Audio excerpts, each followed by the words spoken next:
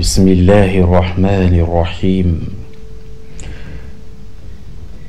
والصلاة والسلام على محمد النبي وأهل بيته المنتجبين.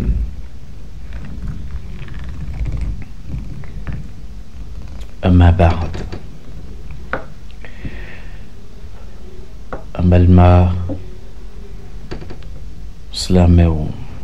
فاسوليون ambe ala kirafo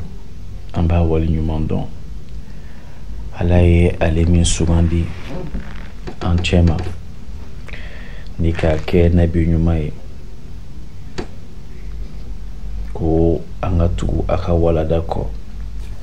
ko ikisi srai ko obama here srai o de dinaye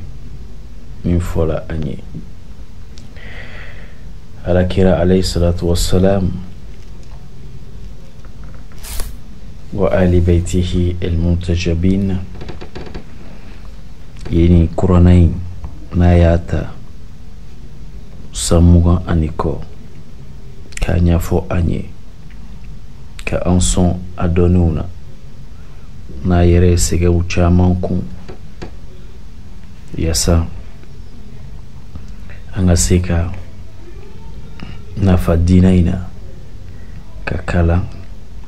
nika famu nika ke batu fenwe dina bolo dalende do walia kunda maukasi ka walia nogoma chuko bela sharia ka noya biasa ka kuma boda nyumai okanyana maya ukono iya hani kiyama hukumu kono amba ufo amba wali nyumando ambe bedo nenko fasode nyuma yala nikabina kadum sana maukono do barka maula na ambe jenka sungalo wali ya nyoron fe na ambe jen ka sungalo kofo ka nyogoma balmaya ka sungalo hukumu ka ansida mayra kola folila nina sungalo anye toro dama particulièrement anye toro do kerengere ka dafa soerebe la halaya min kono anye toro kerengere ka dama amba formima le Ramadan de la réconciliation. Farankan ni ben ni kiliya ni donda kilin fe ka bodda kilin fe lafiya o be soro cogo mina anye ni Ramadan ni sun kaloy anye abla o de ka hukumu kono na la sona kata fokata sungalo kunche dongo don en bas fort le mois de Ramadan acte 1, le mois de la réconciliation acte 1 au Coran sungalo komanyabla hukmu minkono oye beni kilimantiai ni kiliyai ni mauka donda kilimfe amboke o hukmu kono ni abinyefo acte 1 oye jumaye oye dongo don ta dongo don kilimbe fo n'an ye dɔ fɔ sun kan an bɛ gurupu dɔ ta faso in kɔnɔ ka duwawu kɛ o taga o gurupuw ye kelen fila fo ka taa sunkalo ban bita acte 1 ye min ye don fɔlɔ ye min ye o ye an bɛna an jilaja ka mun de ye sun ye n'a fɔla ko sun mun de don waati juman de don a donna silamɛya kɔnɔ sun nacogo juman de b'a la mun de ye sun ye a kɛkun ye mun ye a bolodacogow ye jumanw ye kuranna kolo la tariku bɛ sun na n'Ala sɔnna an bɛ don a tariku kɔnɔ ka dɔɔni fɔ a la donc bi babu ye min ye acte 1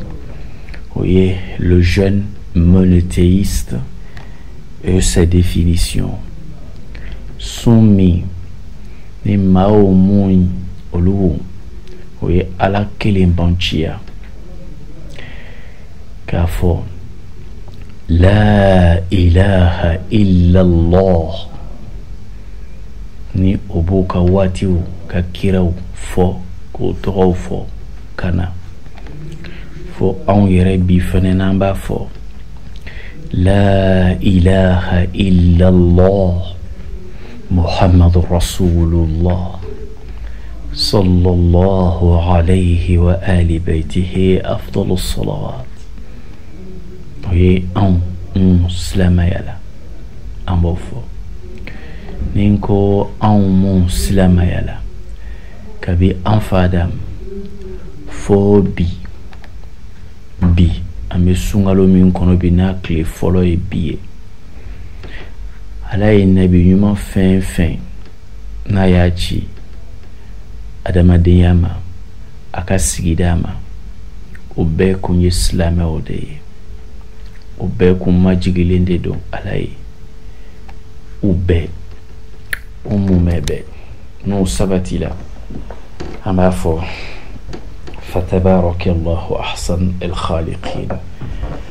Ala de ye masa kɔrɔtalen ye ale min bɛ danfɛnw dan ka sawura d'u ma sawura min bɛnna a yɛrɛ ma n'a b'o di danfɛn kalite kelen kelen bɛɛ ma ni danfɛn bɛɛ ka d'a yɛrɛ ye ni bɛɛ sabatilen de don a ka hukumu kɔnɔ ni bɛɛ ka ɲi a ka dancogo kɔnɔ n'o sabatila an b'a fɔ Ala i ni ce e min ye kira in caman e min ye kiraw ci adamadenyaw ma yuzakihim wa yuallimuhumul kitab wal hikma wa in kanu min qabl lafi dalalin mubin ni mantun kun ye sira kileliw bila Ala bɛ ciden dɔw ci k'o tugutugu ɲɔgɔn na yasa u kana ka to ka mantunw k'u bɔ fili la k'u bila sira jɛlen kan yuzakihim u b'u saniya k'u bɔ boli sɔnnaw na boli sɔnjuguw la ibada el awthan min ye jɔsɔn ninnu ni Ala ma jɛ ni baara mun ye ni o bɛ kɛ maaw fɛ ka da sira jɛɲana kira dɔ tɛmɛna a y'a ka se damayira kɛ a tagala kira dɔw nana yani filanan kana maaw bɛ sira bila san kɛmɛ kɛmɛw tɛmɛna Ala bɛ na ni dɔgɔyɔrɔw ye ka sira lakile o laada de kɔnɔ kira fɛn fɛn n'a nana o bɛɛ nana diinɛ in de hukumu kɔnɔ ni ka maaw tugu Ala la ni maaw tugulen Ala la o hukumu kɔnɔ Ala b'a f'i kuranna kɔnɔ n'an ye kuranna sura dɔ ta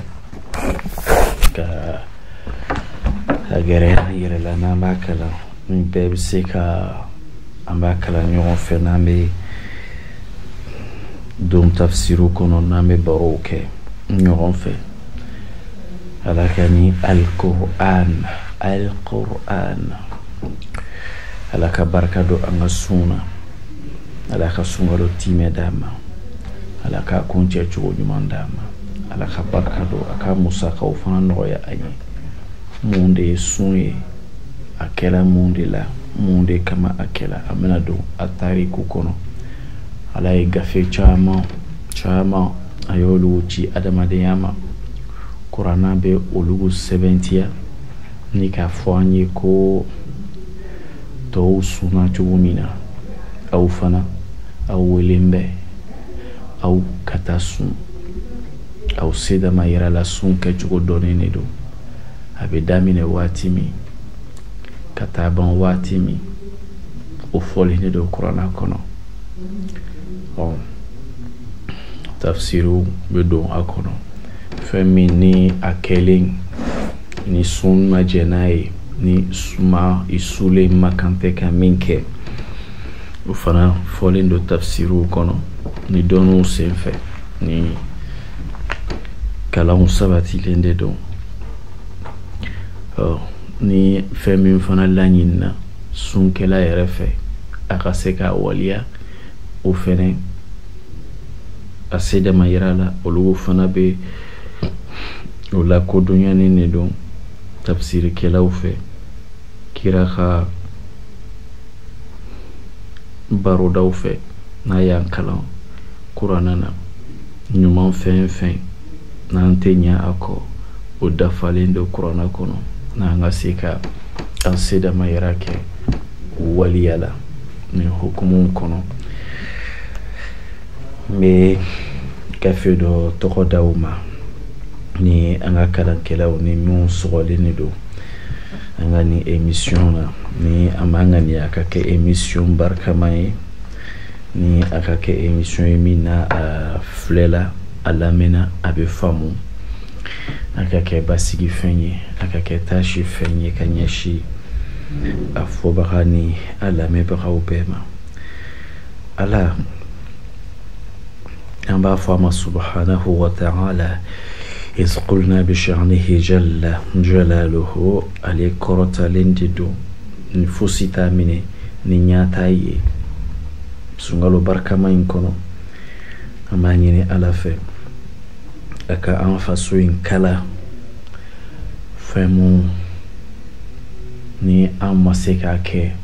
ni o kɛbaliya in de nana ni funteni ye jamana kɔnɔ. Ala ka anw sɔn hakili ɲuman na, a ka olu fɛnw a k'o da an ye kɛnɛ kan an hakiliw la, an k'o faamu, a ka se k'an ye k'olu waliyaw matarafa. A dɔ la ni o kɛla, bɛn bɛ sabati faso in kɔnɔ nin sunkalo in barika la. O de la bɛɛ k'i tigɛ da i dusu kan,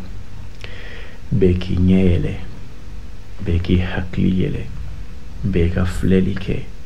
bɛɛ k'a ɲini ka faamuyali kɛ. Jogo kunda fɔta la,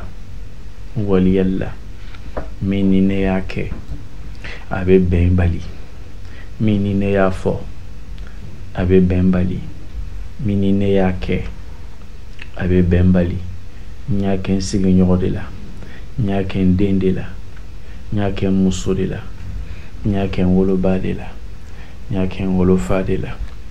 n y'a kɛ min na, o n'o ɲɔgɔnna fɛn fɛn hakili kunda.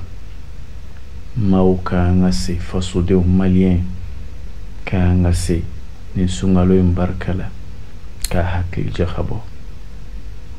Ala ka nin sunkalo in kɛ an ma furakisɛ ye min bɛ anw yɛrɛ an'an faso k'a b'a bɛɛ kɛnɛya, k'a bɛɛ dilan. O de la aya dɔ filɛ kuranna kɔnɔ, ni ye suratul Baqara ta, n'i bɛ kɛ ka kalan kana, i bɛ se a aya 182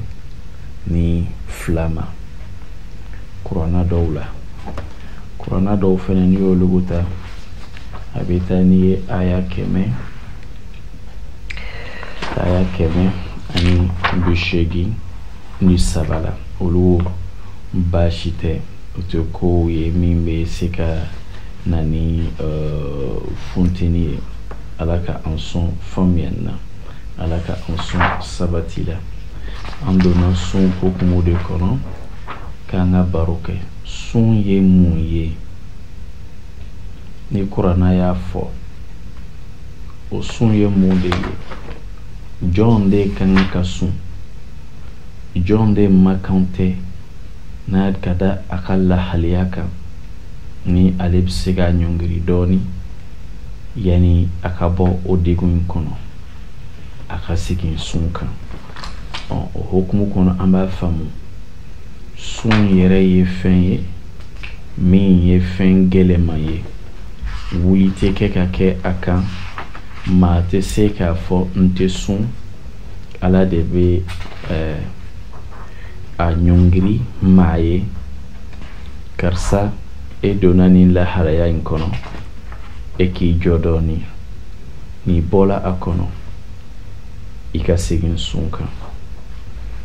Silamɛya sinsinlen de don farida 5 de kan. An ka nin kuma in an ka hakili to a la. Silamɛya sinsin de don farida 5 de kan. O farida 5 in dɔnnikɛlaw, kira n'a ka sahabaw,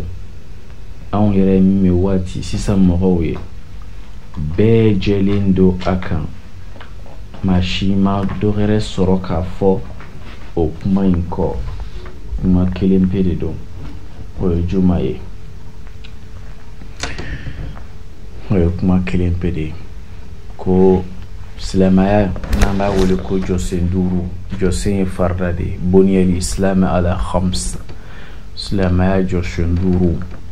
O 5 min fɔla tan, ko ni maa min ni a sabatila k'a ye silamɛ ye, a tɛ daga a ma cogo si la ka da silamɛya yɛrɛ ka dɔnniw kɔnɔna na, a ka kuranna kolow la, a ka faamuyaniw na, a bɛ min ɲɛti ni silamɛ ka se k'a faamu ni a ka waliya. O a tɛ daga silamɛ ye a ka kelen fosi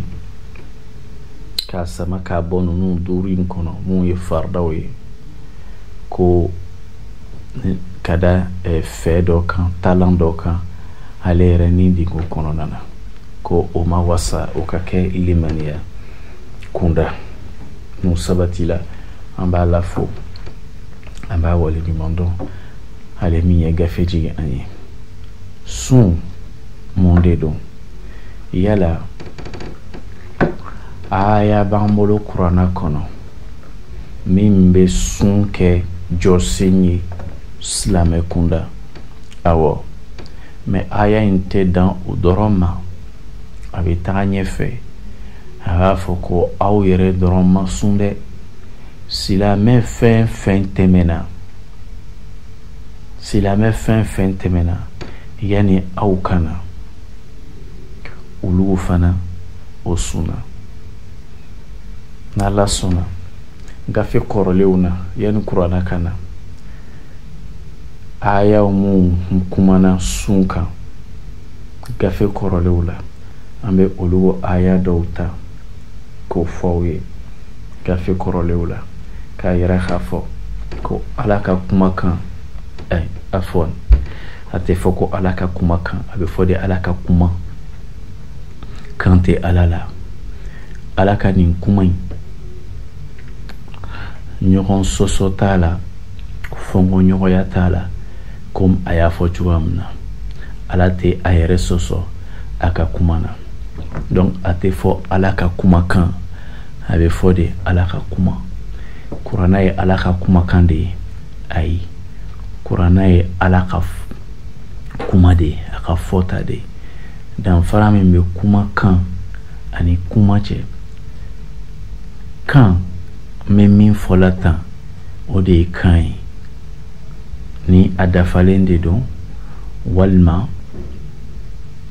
jaabiw caman baara, ni a tugulen de don siya dɔ ra,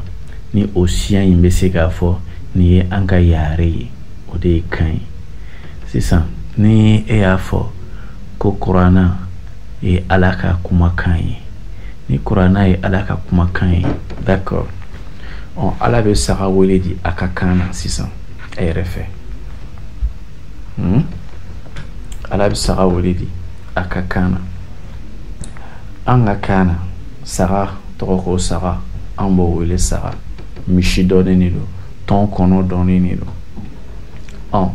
ni kan bɛ Ala fɛ comme kan bɛ anw fɛ cogo min na, kɔrɔbɔrɔw bɛ yen, mamaraw bɛ yen, bɔbɔw bɛ yen, fulaw bɛ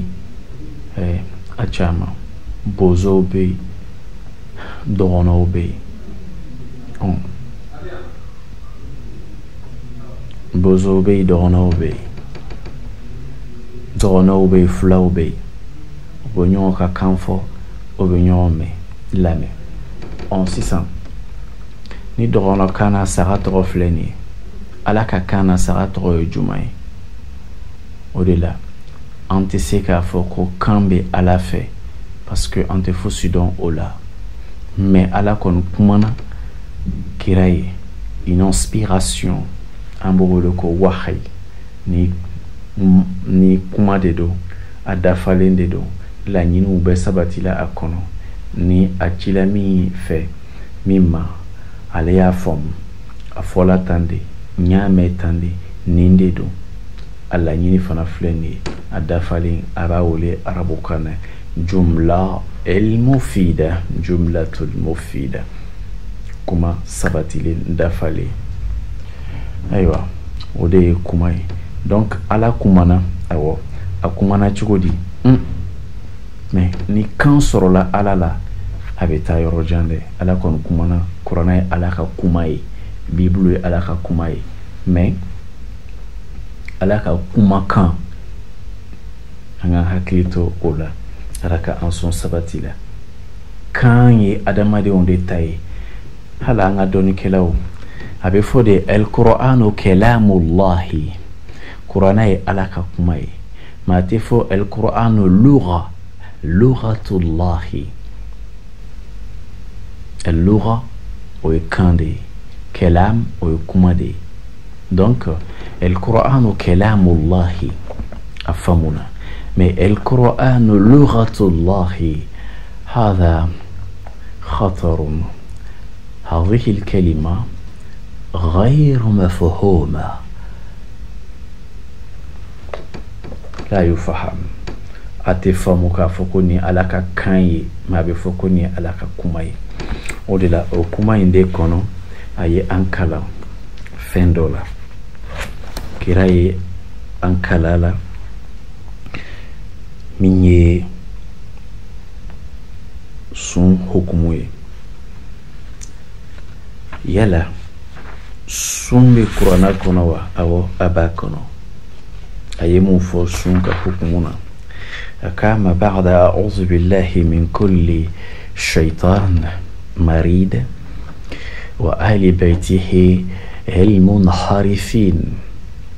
Amma ba'd. Bismillahir rahmanir rahim. Tanu bi alay. Alamin hine masade do dunya tana la kharabe arrahim o alamin be sawra di adamade ma kabini ba fe be sawra di dan fewma kabini sawra ta yorola o de rahim dan fen ni abe farukolota abata yoromina yende aka rahim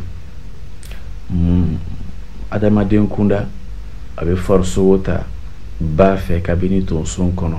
n'an b'a fɔ placenta walima fœtus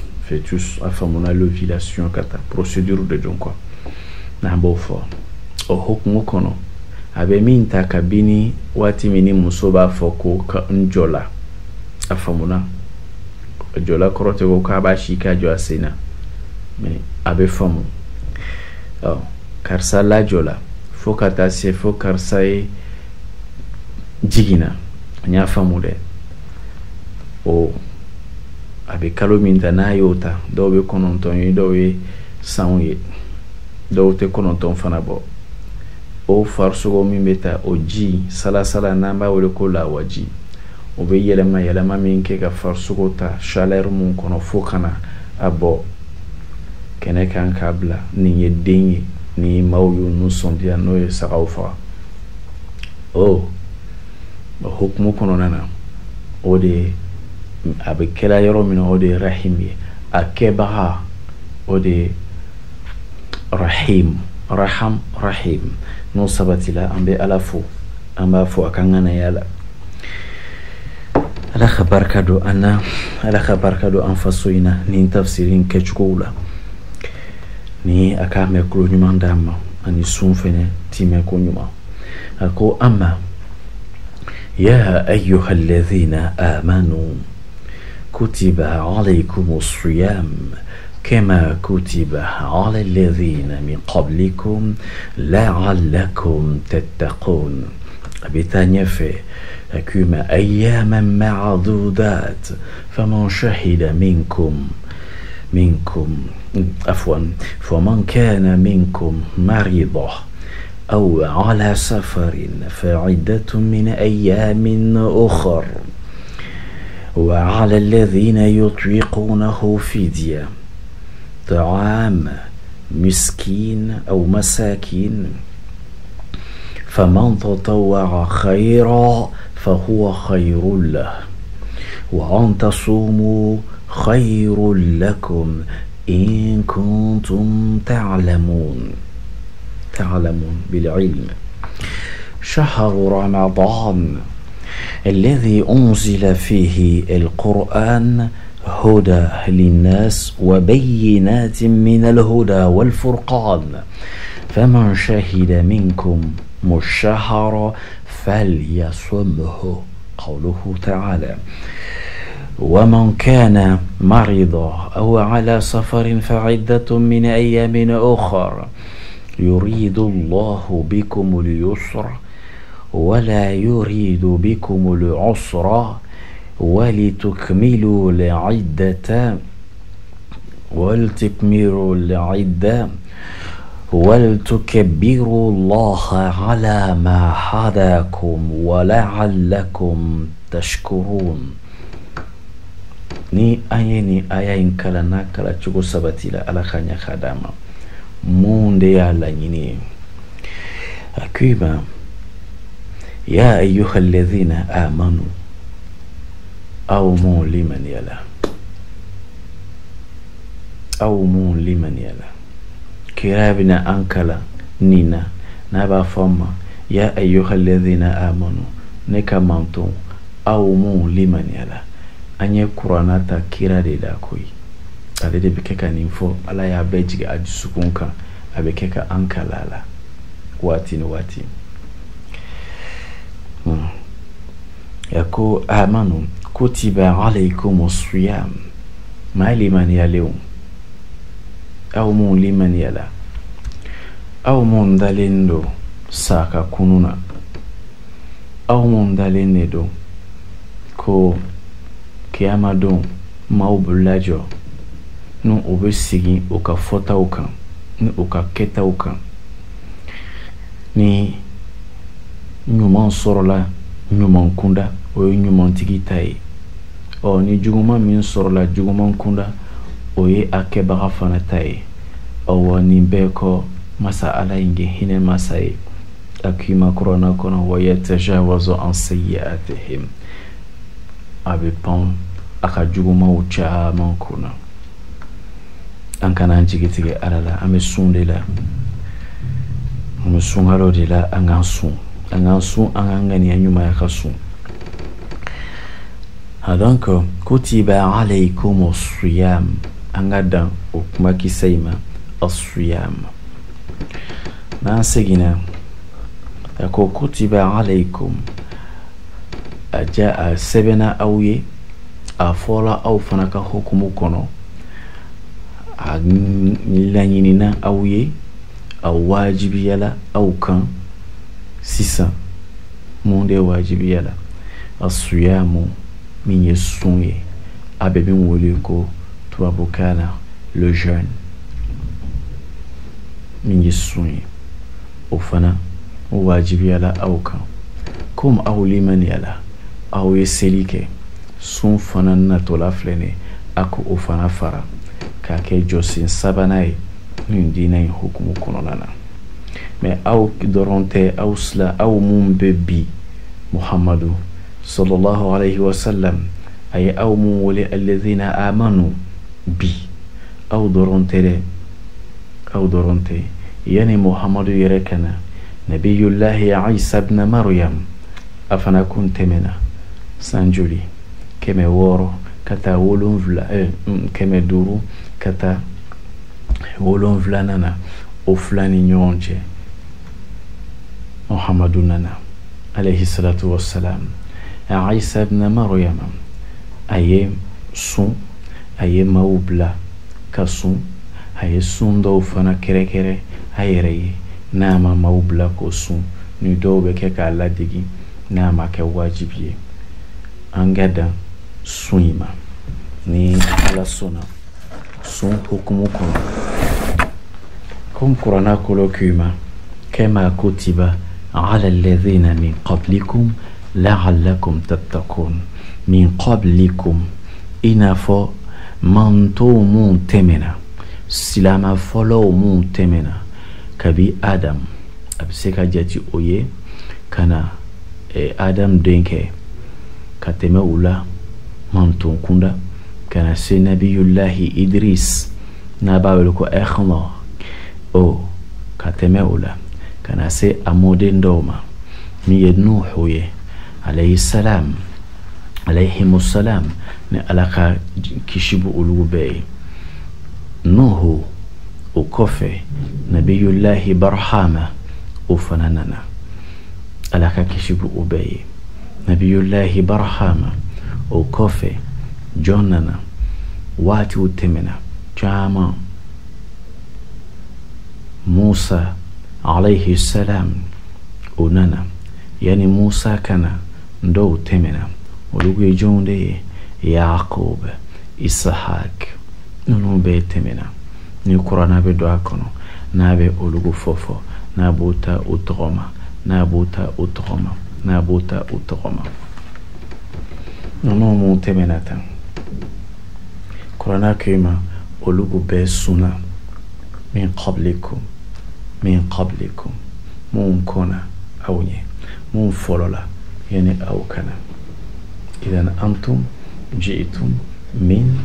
أنتم جاءوا من بعدهم وهم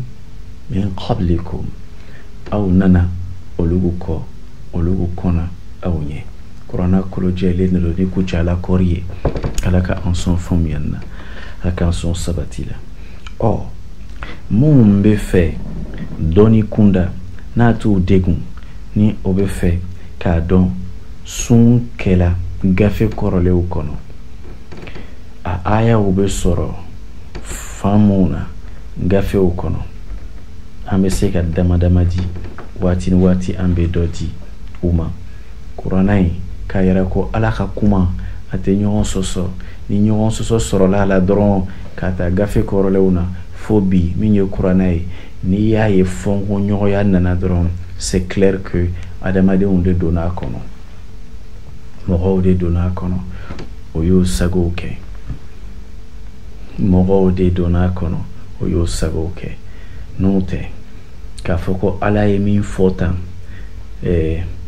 adam ye a ye min fɔ sita ye a ye min fɔ idris ye a ye min fɔ nuhu a ye min fɔ ibrahim a ye min fɔ ishaq ismail a ye min fɔ el asbat yusuf yaqub a ye min fɔ yaqub n'a denw ye olu fo kana se a ye min fɔ musa ye n'a ye min fɔ isa ibn maryam n'a ye min fɔ muhammad bin abdullahi sallallahu alayhim ajma'in ala ka kisi bɛ olu bɛɛ ma la nufarriqu bayna ahadin min rusuli an tɛ u bɔ ɲɔgɔn na kira kunda ala ye o de fɔ an ye kira ye an kala o de la kuranna kɔnɔ suratul baqara labana amana rasul muhammadu an limaniyalen do e ma dɛ wa e yɛrɛ tɛ tugu ko i ye min ko fɔ an ye olu fɛnɛ an y'o fara an ka danaya kunda ni limaniya kunda olu fana faralen de do an taw kan la nufarriqu bayna ahadin min rusuli an tɛ u fosi dɔ tɛ bɔ dɔ la dɔ tɛ fisaya dɔ ye olu bɛɛ cina de ala fɛ anw limaniyalen nu u mumɛ ye o de b'an kɛ silamɛ ye ɔ ni maa min bɛ fɛ ka ninnu fɛn ninnu faamu b'a f'i ye i ka gafe ta chrétien kunda an bɛ mun wele ko chrétien o y'an ka fɔtaw de ye ala ka an sɔn sabati la n'an b'a fɔ fana ko nanzara kunda o y'an ka fɔtaw de ye ala ka an sɔn sabati la mais gafe kɔrɔlenw kɔnɔ ni maa fɔlɔw silamɛ fɔlɔw mun tɛmɛna ni olu sunna i ka ka kuranna kolo in yasa i ka se k'a faamu n'a y'a danganiya ko kɔrɔlenw sunna yani aw kana an bɛ ɲini ka o de tafsiri da e ye kɛnɛ kan gafe mun tɛmɛna o kɔnɔna na ni u sɛbɛnna u bolodalen de don n'a sabatilen de don ni olu yɛrɛ fana o bɛ kɛ ka sun n'a faamuna ko kira fɛn fɛn tɛmɛna silamɛw de don ja diinɛ kelen pe de bɛ ala fɛ a ko o de la kuranna kɔnɔ walahu dinun wasib walahu dinun daim donc kabini bite diinɛ ni i b'a kɛ ko saraka sɔrɔ a la kiyama don ko i b'a kɛ ko jɔsenw b'a la taga bɔdaw ni dondaw b'a la ni kunfɛ ko tɛ a ko o ni kiraw cina ni min ye o kɔlɔsi julujan kelen in na a ko o ye ala de ta ye kabini bi tɛ ni maaw nana n'o ye dɔgɔyɛrɛ boloda a bɛ o fana o b'u u ka tɔgɔ d'u ma ala ta ye islam de ye o ye k'i majigin k'i ɲɛsin ala ma nabi ɲuman fɛn fɛn tɛmɛna o bɛɛ y'o majigin ala ye o bɛɛ ye ala de bato o bɛɛ fana ye weleli kɛ ka taa maaw fɛ maaw ka ala bato o ayaw jɛlen de don bibulu kɔnɔ o jɛlen de don kuranna kɔnɔ ibrahim sunna musa o sunna i ka olu kɔfɛtaw mun dɔw ta isa fana sunna n'an y'a ta olu ma i ka 1 Corinthiens ta i b'a sɔrɔ a kɔnɔ a aya a suran 7 o aya 1 ka taa 5 na n'i tɛmɛna o la hali n'i ye an bɛ min wele ko évangile n'i ye o fana ta comme an b'a fara ɲɔgɔn kan gafe kelen ko de don et donc ni i bɛ fɛ k'a dɔn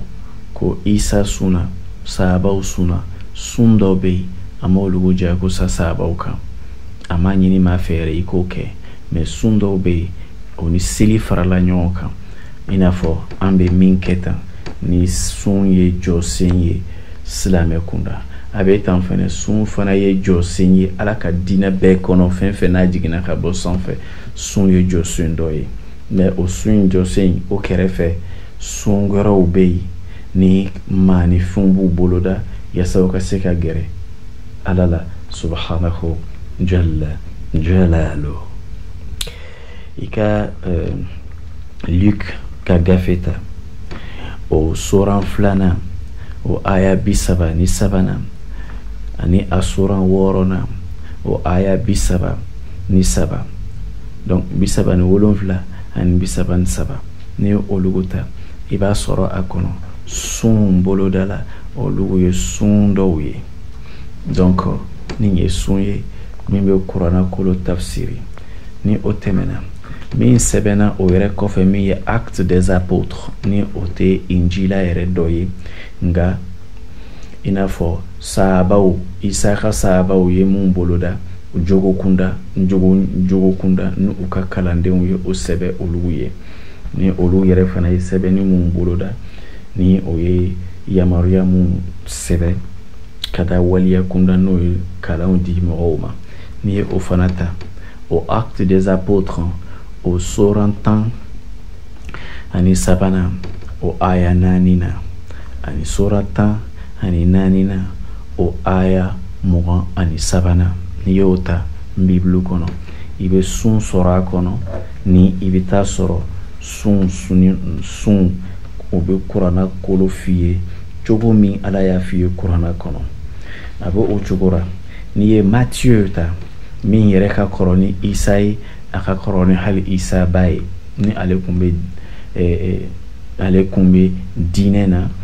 yani Isa yɛrɛ ka bange ni ale tilala ka don ka kɛ Isa ka kalanden ye. O Matthieu ni ye a fana ka sɛbɛnniw ta mun tɔgɔ min danganiyala ka taa a Matthieu la, ni ye o fana ta, o suran 6nan nfa o aya 16 ani o ka taa 18 na awɔ 16 ka taa 18 o fana kumana sun kan k'a yira an na ko kuranna kolo ani an bɛ min wele Bible o tugulen don ɲɔgɔn na fɛn caman na k'a yira k'a fɔ ko diina, an bɛ diina min kɔnɔ an bɛɛ de ye kelen ye, comme kuranna y'a fɔ innama ilahukum ilahun wahid, aw ka ala in dɛ ala in ye kelen de ye, fila tɛ. An bɛ min wele chrétien an bɛ a ka o gafe in de kɔnɔ ni ala y'a ci yani kira ka na. Sun mun tɛmɛna a kɔnɔ an bɛ kɛ ka o sun de da i ye kɛnɛ kan kabini Adam fo ka na se Isa ma. An bɛ tila ka kuranɛ suratul Bakara a y'a kɛ k'o kun cɛ k'a yirila ko an ma fɔ ɲɔgɔn kɔ sun na. Merci beaucoup. Nin de ye sunkalo ye min bɛ an tugu ɲɔgɔn na. Nin de ye sun ye min bɛ an kunu k'a yira an na ko nin faso in kɔnɔna na a min ye silamɛ ye ani min welela ko chrétien o yɛrɛ o ma janya ɲɔgɔn na, o bɛɛ bɛ gafe kelen de kɔnɔ. Faamuyaniw bɛ se ka na ni maaw bɛ fɔ ɲɔgɔn kɔ faamuyani na. O chrétien ni e y'a faamu ko e silamɛ bɛ sun, e chrétien in fana bɛ sun, ka sɔrɔ yani e ka kɛ silamɛ ye e kun ye fasoden dɔ de, jamu dɔ b'i la, e ye o de jamu den ye. Yani e ka kɛ chrétien ye wa jamu dɔ b'i la, e bɛ kɛ o jamu den ye. Mun de la a tɛ se ka faamu o hukumu kɔnɔ ko Kulubalilaka chrétien bɛ du kelen in kɔnɔ, wa a bɛ o cogo la fɛnɛ ko Kulubalilaka silamɛ bɛ o du kelen in kɔnɔ. Na o bɛ ɲɔgɔn sɔrɔ fasoden ya in na ko o bɛɛ ye duba kelen in den ye, mun b'o bali ka sɔrɔ ala y'a fɔ a ka gafe sanumaw kɔnɔ ko ale ye kelen de ye. O bɛ Bible kɔnɔ, o bɛ kuranna kɔnɔ ko ala ye kelen ye. Ni ala ye kelen ye, ala ka jurubaju ye kelen de ye, ni kiraw bɛ tɛmɛ n'u bɛ mantonw kala la kelen kelen kelen kelen. Hakili ɲuman kunda munna an tɛ se de ka sunkalo in barika la ni sun barika la ka an faso in tugu ɲɔgɔn na, ka pan an ka baganya in kunna,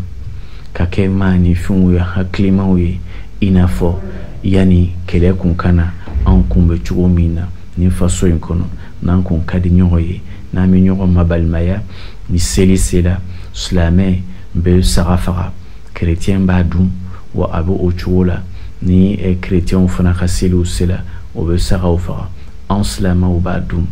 Ni dɔw yɛrɛ bɛ silamɛw wele o bɛ taa k'u ka sagaw kantigɛ u ye yaasa silamɛw ka se ka da la ka dumuni kɛ. Nin bɛɛ bɛ mabalimaya ko fɔ, nin bɛɛ bɛ fasodenya ko fɔ. Nous sommes dans le mois de Ramadan, le Ramadan de la réconciliation chez nous. An ye habla o hukumu de kɔnɔ, a bɛɛ bɛ don faso in bɛ kalan cogo min na a tɛ fɔ ko ne bɔra yen fɛ de, ne bɔra yen fɛ de, ne tɛ kitaka ye, ne tɛ kucalaka ye, ne ye maliyɛn de ye, ne tɛ chrétien ye, ne tɛ silamɛ ye, ne ye maliyɛn de ye, ne ye maliyɛn de ye fɔlɔ yani ne ka kɛ silamɛ ye, ne ye maliyɛn de ye fɔlɔ yani ne ka kɛ chrétien ye. Ne ye adamaden de ye fɔlɔ yani ne ka n yɛrɛ dɔn maliyɛn ye. N'i bɔra n'i ye adamaden ye, jɔn de ye adamaden dan? Ala de y'a dan. A ye nin don a la, nka ala bɛ adamaden bɛɛ la. An ka taa sanfɛ dɔɔnin. Nin sunkalo in n'ala sɔnna an bɛ barow k'a la. N'i bɔra n'i taara Bible sanfɛla la, an bɛ min wele ko l'Ancien Testament. N'i taara o sanfɛla la, pusomuw bɛ yen, gafe ba kelenw ka ca o b'a kɔnɔ. Gafe dɔ filɛ n'i ye o fana ta min ye psum ye o soran bisaba ani bisaba duruna nabiyullahi Daud ni yɛrɛ silama b'a fɔ a tawreta Musa injil Isa zabur Daud o zabur Daud o de bɛ kɛ f'i ye sun min ko don zabura kɔnɔna na kuranna ko zabura tigiw sunna yani e kana an bɛ fɛ ka o fana ɲɛ f'i ye i k'a dɔn ko n'i ye zabura ta a soran bisaba ni duruna n'i y'a kalan ka taa o aya 18 a bɛ nin f'i ye extras o fana ye gafe dɔ ye bibulu kɔnɔna na o aya 58 soran 58 ka taa o aya 7 ani aya 5 na o fana bɛ sun f'i ye i y'a faamu dɛ bon gafe dɔ bɛ yen min tɔgɔ ko Samuel an ka tarikhul anbiya kɔnɔ sa an ka kɔrɔbalenw dɔw y'a yira k'a fɔ ko Samuel o de bɛ Ismail ye c'est-à-dire que k'a fɔ Samuel o ni Ismail o bɛɛ ye kɔrɔ kelen ye o kɔrɔ ko Ala ye n ka duwawu jaabi donc Ala ye n ka wele kan mɛn Ala ye n dama ka si kan mɛn o de ye Ismail n'i ye o fana ta o soran 70 ni kelen na ka taa a aya 16 na a b'a kɔnɔ ye k'a yira k'a fɔ ko sun olu waati mɔgɔw Samuel o sunna Daniel o sunna ninnu bɛɛ sunna Ala k'i ma kuranna kɔnɔ min qablikum la'allakum tattaqun et donc aw Samuel kelen a ka gafe filanan kɔrɔ min an b'a wele ko 2 Samuel o fana soran fɔlɔ ka taa a aya 12 na sun kɛla ye waati min gɛlɛyaw nana sun kɛ kun tɛ kelen ye nka an bɛ kɛ ka kuma sun de kan min ye sɔwmu ye kuranna kɔnɔna na a bɛ o hukumu kɔnɔ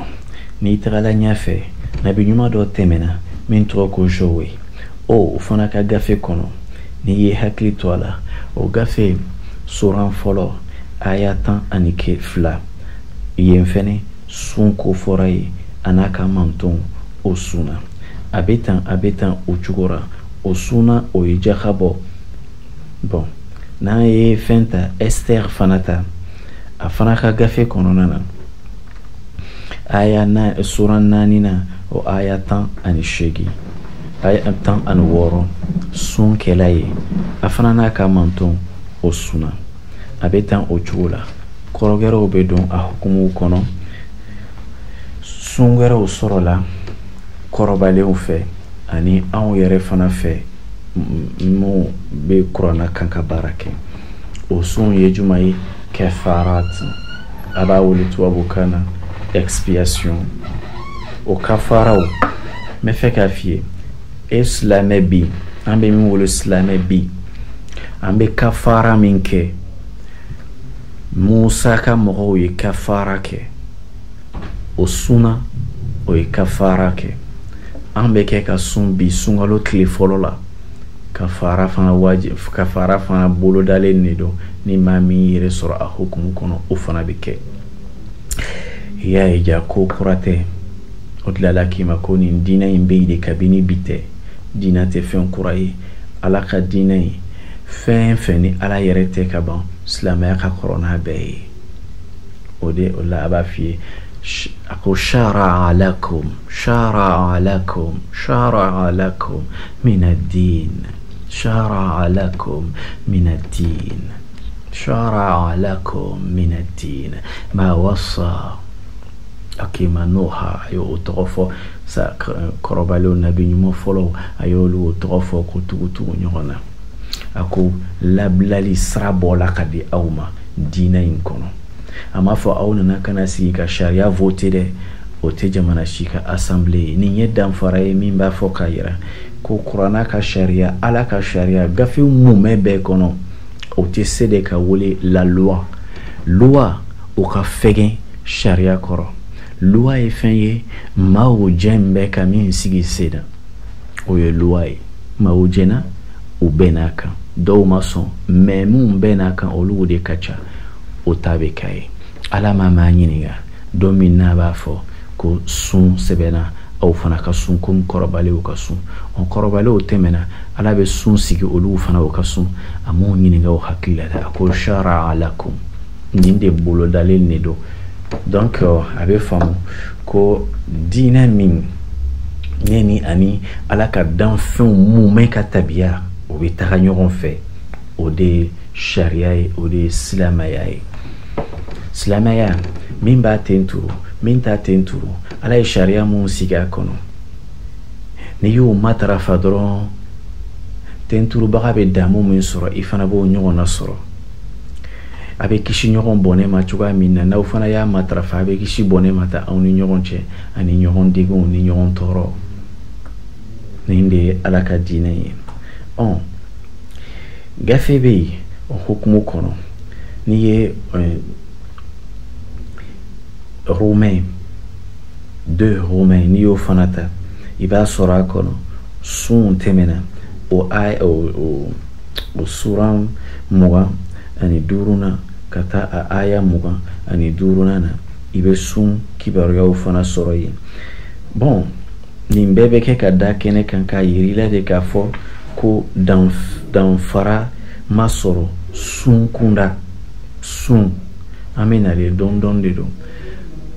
Silamɛw fɛn fɛn tɛmɛna, nabi ɲumanw fɛn fɛn tɛmɛna u bɛɛ selila. Ne delila k'a f'i ye Bible kɔnɔ, Kurana kɔnɔ ko selicogow, kiraw ka selicogow bɛɛ tun ye kelen ye. O kuma in bɛ se ka bi mɔgɔw degun dɔɔni ka da a ka faamuyali kan, mais n bɛ fɛ ka min da kɛnɛ kan c'est que Rasul alayhi afdalu salawat, alakira Muhammad sallallahu alayhi wa ali baytihi afdalu salawat, a ye seli min kɛ tan jɔsen 5 tan siyɛn 5 tile kɔnɔ tan, ne y'a f'i ye i k'a sɛbɛn. Isa ye 5 de kɛ tile kɔnɔ. Nabiyullahi Isa a ye 5 de kɛ tile kɔnɔ. O bɛ Bible kɔnɔna na. N y'a mɛn dɔw b'a fɔ ko ninnu ko o ti jɛnaba ko. Olu kuma ninnu Ala ka an sɔn faamuyali na. O bi jɛnaba ko. Isa ka sahaba fɔlɔw ye jɛnaba ko. A bɛ Bible kɔnɔ. N'o waatiw sela an b'a da aw ye kɛnɛ kan. O kuma t'o ma. Comme o selila aw selila, o sunna aw sunna, an bɛ seli hukumu de kɔnɔ. Donc an bɛ sun hukumu de kɔnɔ. Mais ni an seginna Luc ka sura 2 ma ka taa a ka aya 33 ma, Isa sunna nka sun kɛrɛnkɛrɛn Isa ye o kɛ ni a ma sahabaw bila o k'a kɛ. O sun fana bɛ yen i n'a fɔ sisan alakira alayhi salatu wasalam a ye sun dɔw kɛ n'a ma an jagosa an k'o kɛ. N bɛ fɛ k'a yir'i la Isa ni Rasul alayhi wa ali bɛ si Muhammad, nabiyullahi Isa wa nabiyullahi Muhammad, olu kun o ma fɔ ɲɔgɔn kɔ fardaw la, o ma fɔ ɲɔgɔn kɔ sunnaw la, o ma fɔ ɲɔgɔn kɔ. Ni maaw fɔna ɲɔgɔn kɔ o ka sigi o yɛrɛ ma, o k'a ɲɛɲini k'a faamu. Ala ka cidenw ma fɔ ɲɔgɔn kɔ. Isa kun bɛ sun dɔw kɛ, o ye a yɛrɛbakun ka sun ye. Alakira a fana kun bɛ sun dɔw kɛ, Muhammadu o fana ye a yɛrɛ fana ka sun dɔ ye. I y'a faamu dɛ. Wa a bɛ tan nin Bible in kɔnɔ nabi ɲuman fɛn fɛn tɛmɛna sun dɔw kun b'o o fɛ ni o kɛrɛkɛrɛnlen de don, olu nabi ɲumanw ka sun de don. Wa min fana lasela mantonw ma o fana dɔnnen de don ni nin ye jɔsen ye manton kunda, jɔsen ye diinɛ kunda, ni kɔni donna diinɛ na i ka kan ka se k'o matarafa. O fɛnɛ o bɛ diinɛ in kɔnɔ. Donc an bɛ a ma ban mais an bɛ sun n'an b'a kɔnɔ ka taa dɔɔni dɔɔni ni Ala sɔnna an bɛna sun kɔrɔ fɔ. An bɛ sun kɔrɔ fɔ. N'an ye sun kɔrɔ fɔ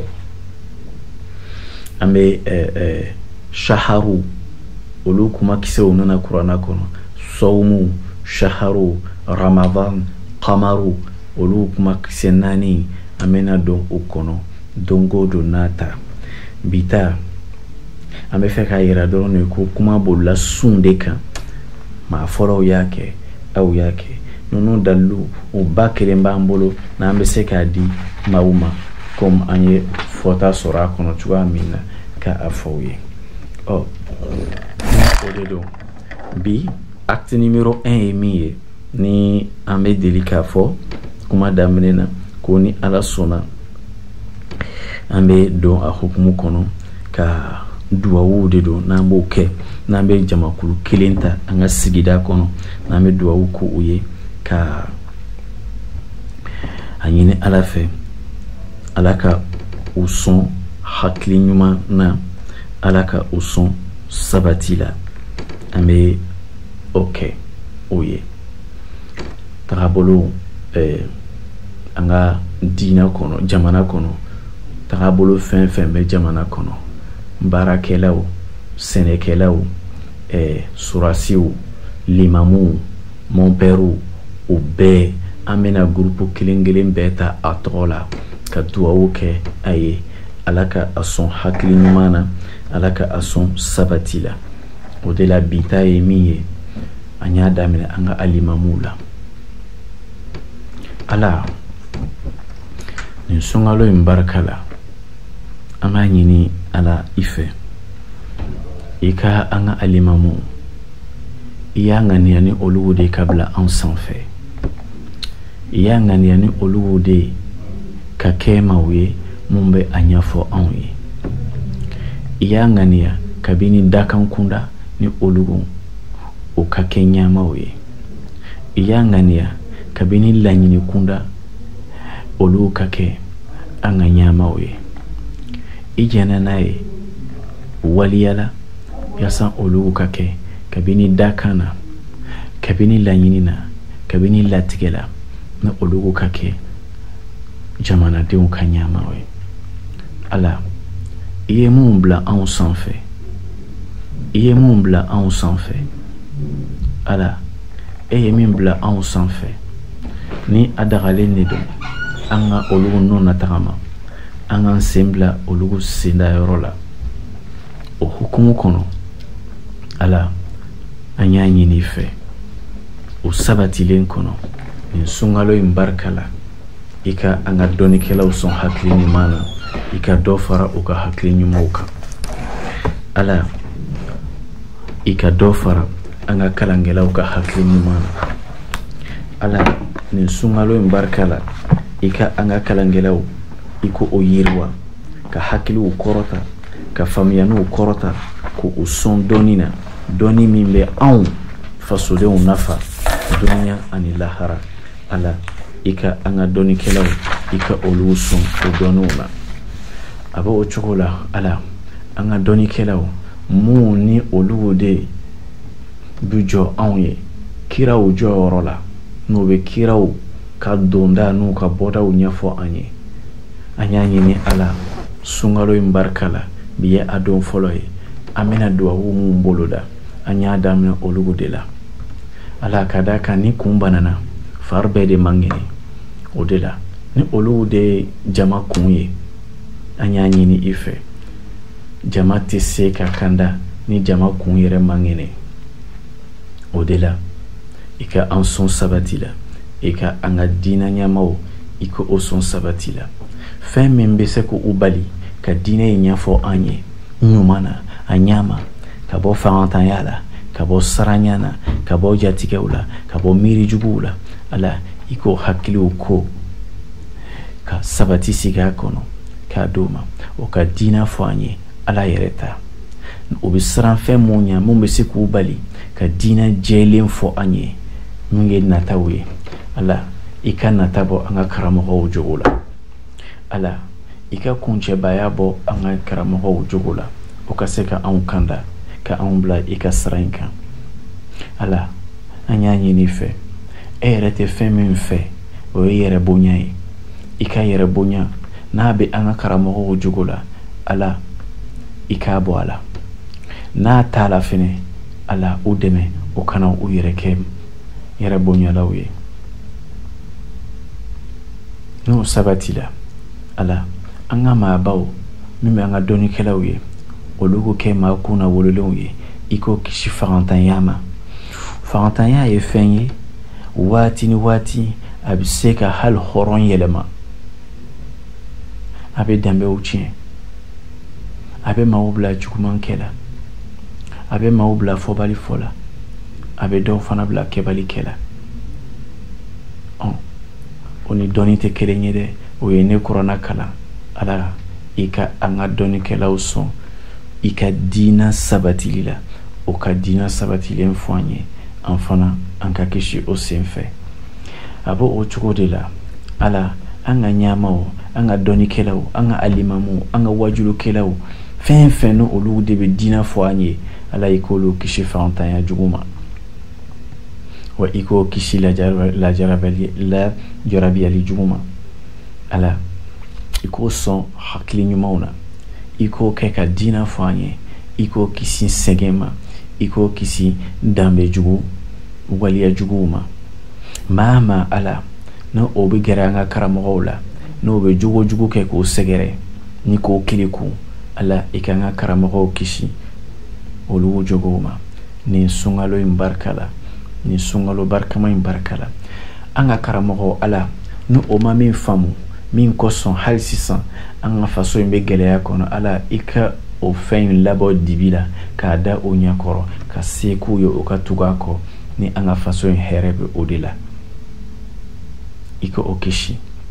i k'o sɔn danbe jogow la, danbe fɛnw na, i k'o sɔn danbe kanw na, o ka danbe kanw fɔ an ye. Ala fɛn fɛn n'a bɛ an ka karamɔgɔw degun, ko o de bɛ an ka karamɔgɔw bali ka se ka tiɲɛ fɔ an ye, ala i ka o fɛn in ta k'a bɔ an ka karamɔgɔw kunna. Ala ni fɛn fɛn n'a bɛ kɛ tiɲɛni ye ka don an ka karamɔgɔw la, ko an tɛ ɲa n'o olu tiɲɛna ka ban, anw yɛrɛ tiɲɛna, ala n y'a ɲini i fɛ i ka an ka karamɔgɔw kisi o fɛnw ma. A bɛ taa an ka diinɛ ɲɛmaw la, a bɛ silama kunda, a bɛ mɔnpɛri kunda, fɛn fɛn n'a bɛ diinɛ ɲɛfɔ anw ye, ala an ka diinɛ ɲɛmaw i ko o kisi, i ko u sɔn hakili ɲumanw na. Maa ma n'a bɛ diinɛ ɲɛmaya la, a ye fɛn fɛn k'a ka tagabolo ye, ko fasoden de don, ko fasodenw bɛ se ka nafa a ka ɲuman na, ko n'a ye tiɲɛni kɛ fɛnɛ k'a bɛ se fasodenw ma tiɲɛni kunda fasodenya la. Ala ne y'a ɲini i fɛ i ka o tigiw i k'o makara, i k'o hakiliw kɛ fɛn sabatilenw ye, i k'o jogow kɛ jogo sabatilenw ye. I ka kuranɛ in barika la, i ye gafe fɛn fɛn jigi n'i y'a ɲini anw fɛ ko anw ka da la, ni o ye gafew ni an ka waliyaw sen fɛ an bɛ ɲɛ. Ala o gafew barika la, i ka an ka karamɔgɔw, an ka diinɛ ɲɛfɔlaw, diinɛ ma bɔ diinɛ na, an b'an faso in de fɛ, an bɛ fɛ ka faso in de bakara. Maa ma k'a bɛ diinɛ fɔ jamana in kɔnɔ, n y'a ɲini i fɛ ala i k'a tigi sɔn hakili ɲuman na, i k'a tigi kisi kɔli ma, fagantanya ma, siranya ma, degun ma, wa i k'a sɔn hakili ɲuman na. A ka diinɛ fɔ an ye fɔcogo min b'an faso in jɔ, ala i kana an ka diinɛ ɲɛmaw sɔn faamuyani na, faamuyani bɛ an faso in tɔɔrɔ n'a b'a jɛni. Ala maa ma n'a bɛ fɛ ka dɔnni de sɔrɔ ka an faso in fara k'a bɔ ɲɔgɔn na, ala o dɔnni i ka don an n'a cɛ, i k'a falen a ye ka kɛ dɔnni ye min bɛ anw kala, min bɛ anw tugu ɲɔgɔn na, min bɛ an ka siyaw don ɲɔgɔn na, min bɛ an ka kabilaw kɛ kelen ye, min bɛ an jamuw kɛ kelen ye, min bɛ anw yɛrɛ fana kɛ kelen ye, min bɛ an sɔn faso kanu na. Ala an ka diinɛ ɲɛmaw k'a kɛ keretiyɛn ye, k'a kɛ silamɛ ye, k'a kɛ fɛn fɛn de don n'a kɔni bɛ jɔyɔrɔ la k'a bɛ diinɛ fɔ ko anw bɛ nafa a la. Ala i ka a sɔn faamuyani la, faamuyani min bɛ an faso in jɔ. An tɛ faamuyani fɛ min bɛ an faso in ci, an bɛ faamuyani de fɛ e ka kuma in na, ka d'a kan e ka kuma in dɛ, nin kuma in ka gɛlɛn fo ni e yɛrɛ hinɛna min na k'a sɔn faamuyani na, o de bɛ e ka kuma in, o de b'a faamu. I ye min kɛ kiraw ye n'u y'a faamu, o dɔ k'an ye an fana ka se k'a faamu komi yɛrɛ y'a fɔ kuranna kɔnɔ cogo min na i ko bal huwa nurun i ko o ye nɔɔrɔ de ye fi qulubil mu'minin nɔɔrɔ de don kiraw ko i bɛ a bila maa limaniyalenw dusukun kɔnɔ o aya in ye kelen pe de ye e ka ala ka gafe in kɔnɔ i ko gafe in ye nɔɔrɔ ye i b'a bila maa limaniyalenw dusukun kɔnɔ dɔnnikɛlaw dusukun kɔnɔ utul ilma n'o sabatila ko o de don e ka kɔrɔta in kɔnɔ k'a ma fili ala an ka dɔnniw kɛ ka an faso in jɔ an sɛgɛnna an ka karamɔgɔw ma min faamu min ye faso in degun ala i k'o lafaamuya ala i ka o da o ye kɛnɛ kan o k'a faamu ko olu ma nin de kɛ o de kama faso in ma bɔ nɔgɔ la o ka se i ka se d'u ma fɛnɛ o ka se k'a kɛ k'a waliya k'a sabati kabini o jogo la o de la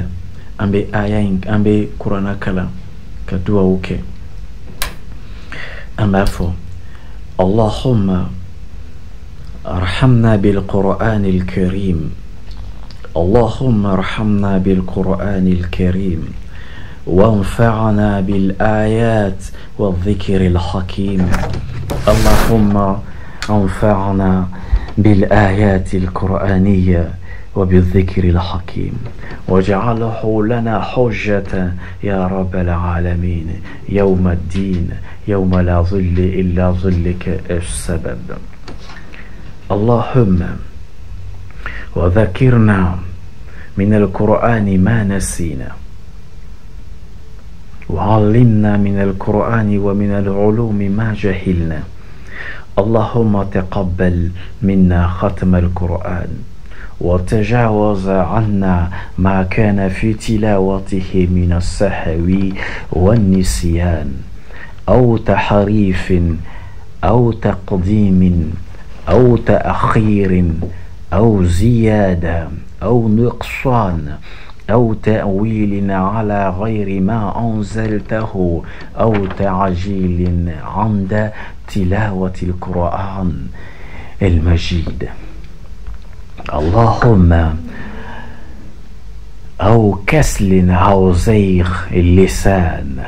أو وقف بغير وقف أو إدغام بغير مدغم أو إظهار بغير بيان اللهم فاكتبه منا على التمام والكمال والمهذب من كل الألحان وارزقنا فضل من قرأه مؤديا حقه مع الأعضاء والقلب واللسان وهب لنا يا ربنا به الخيرات والسعادة وبشارة والأمان ولا تختم لنا بالشر والضلال والطغيان ونبهنا يا ربنا قبل المنايا من نوم الغفلة والكسلان وأمنا من كل عذاب الدنيا والآخرة يا رب العالمين سعال الدنيا ومصيبة الدنيا وعذاب الآخرة في الحياة وبعد الممات اللهم يا رب العالمين ثبت أقدامنا على صراط وأسكننا وسط الجنان وارزقنا جوار سيد الأنبياء محمد بن عبد الله صلى عليه الله واجتباه وعالي بيته المنتجبين اللهم اجعل القرآن العظيم ربيع قلوبنا ونور صدورنا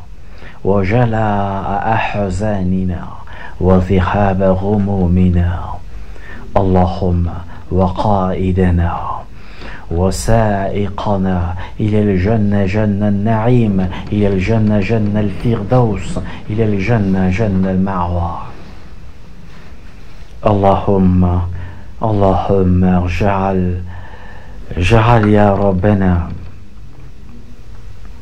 اللهم اجعل دنيانا يا رب العالمين ما فيها خير هنا. اللهم أنت تعلم ما يحزننا في نفوسنا، إنه لقد سألناك يا إلهنا مسألة المسكينة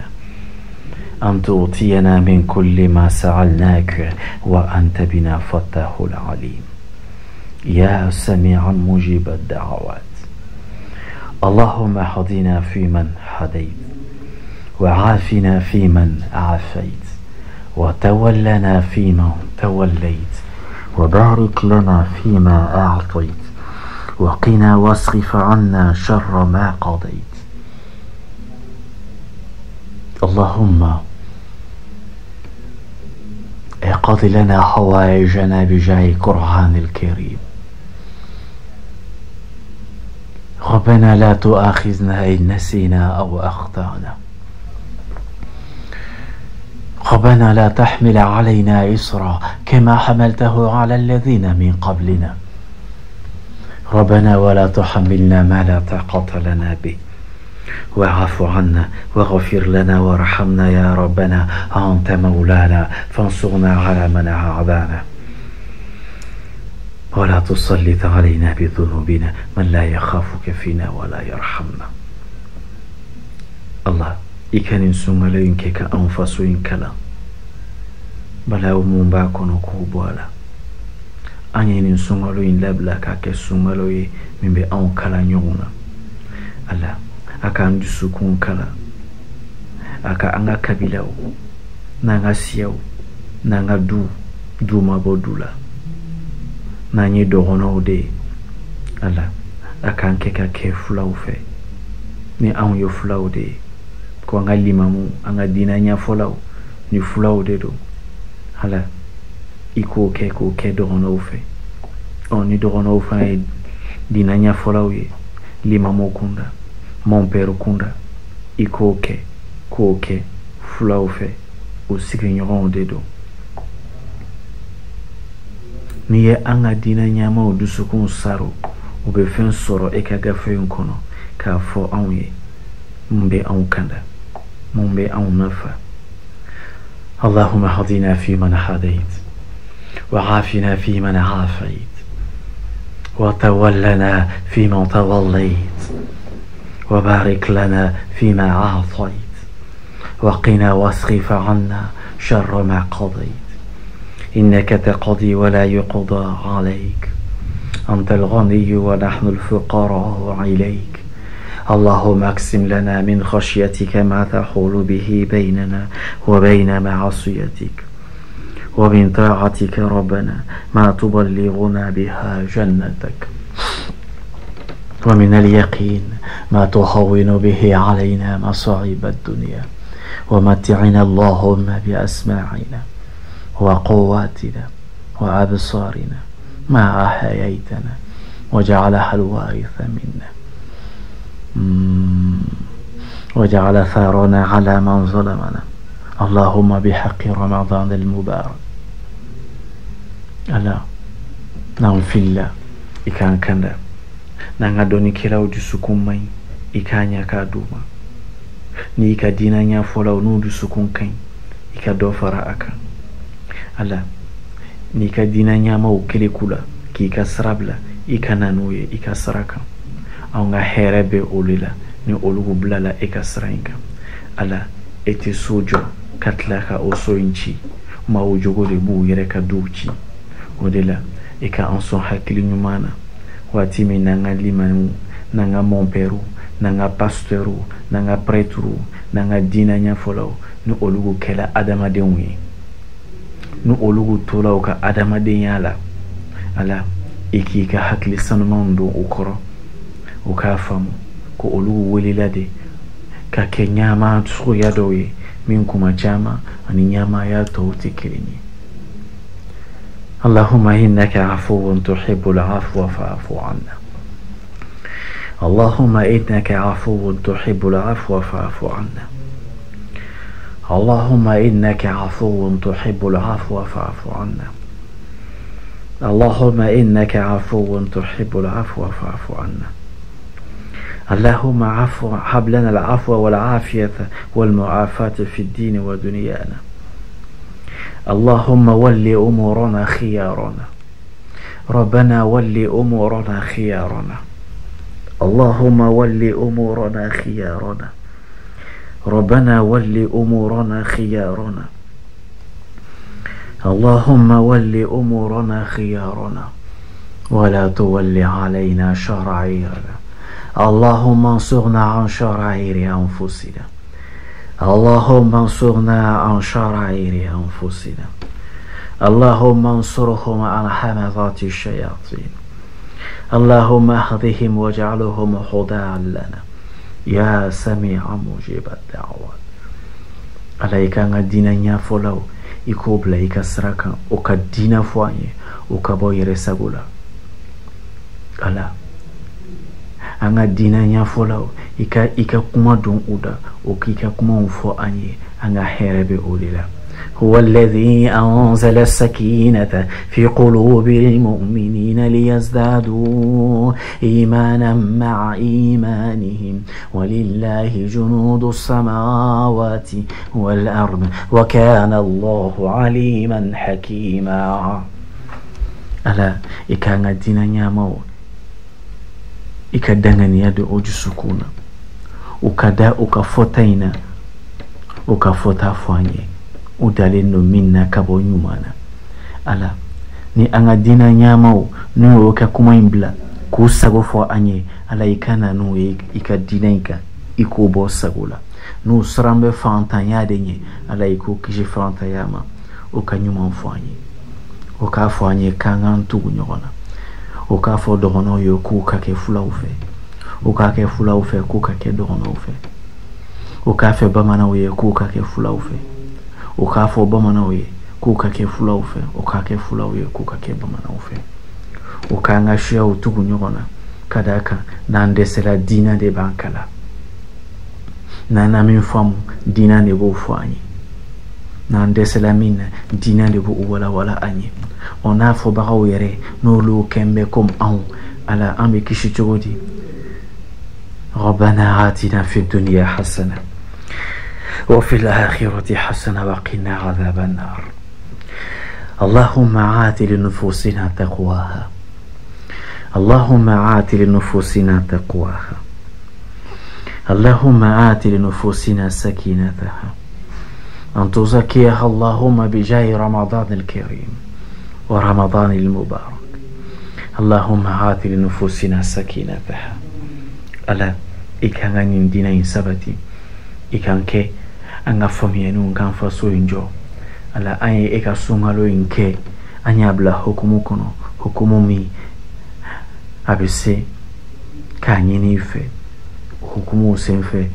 ekani mfunte no mulika bo anfa so inkono nanga dina nyama o mami mfomu no de ya senima iko lafa mu ula ukufwanye yasa an dusukun kan magaya mais ala ika olu yere fana dusukun magaya o ka fe fanye ka boy ka gafe o kono ame min fam na me baraka ni mi allahumma allimna ma yanfa'una wanfa'na bima 'allamtana wa zidna 'ilma wa zidna fahma odila bi ame duwa o kuncheya ka duwa o kuncheya ni ebitai ni acte 1 sini na la sona na sigina ni sungalo in keneka tafsiri keneka duwa ubina ke muye oye anga politique nyama uye comme anya damne anga dina folaula sini ni ala sona Ramadan de la réconciliation acte numéro 2 binye asinitai ni ala sona ame duwa uke anga politique tarabolo fin ban faso inkono ni oluka hakili nyuma ya be faso injo alaka faso injo ni oluka hakili nyuma ya we sini ambe duwa uke oluka kabina ka dubaraka mauna ambe kan tiga wi anga duwa uke alaka jabi anye alaka anjusukun ke kilenyi alaka anjusukun sabati alaka anke chianyini nawe alaka chiyan yira anna ala ni ye chiyan yira anna ika sekanye ka chiyan fo ka tugu chiyan ko wa ala me bagaw fene ala i ka tiɲɛ in kɛ o dusukun ka sabati n'a ka jɛ n'a ye ni an k'an faso in jɔ. Ala komi y'a ɲini i fɛ i kana kuma dɔn dɔnnikɛlaw da mun bɛ faso in bɔrɔtɔ min bɛ faso in tiɲɛ. Yani o ka kɛ diinɛ fɔbagaw ye danbetigi dɔw mɔdenw de don. Ala n y'a ɲini i fɛ mufti ye, Ala na n y'a ɲɔngiri, na n y'a ɲini i fɛ ni tiɲɛ de don ko e ka kuma in de don ko mantɔnw bɛɛ sunna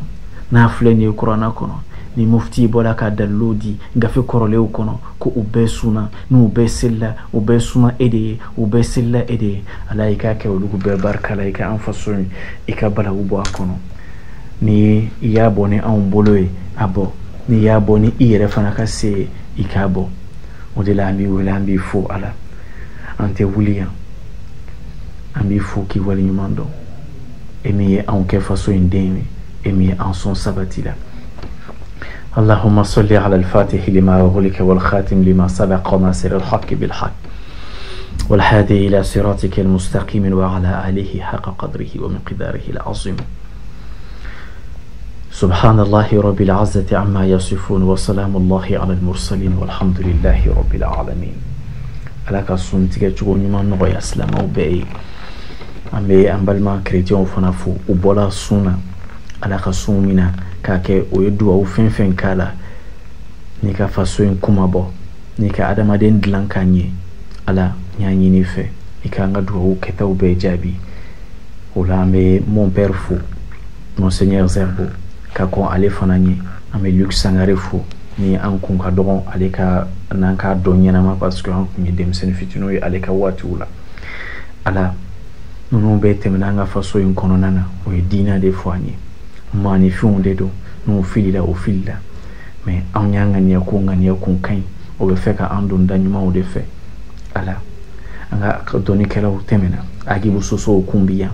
Gijo Alimamuw kun bi yan, Ismail Dramew kun bi yan, Sheikh Mansour kun bi yan, Sheikh Mahi kun bi yan,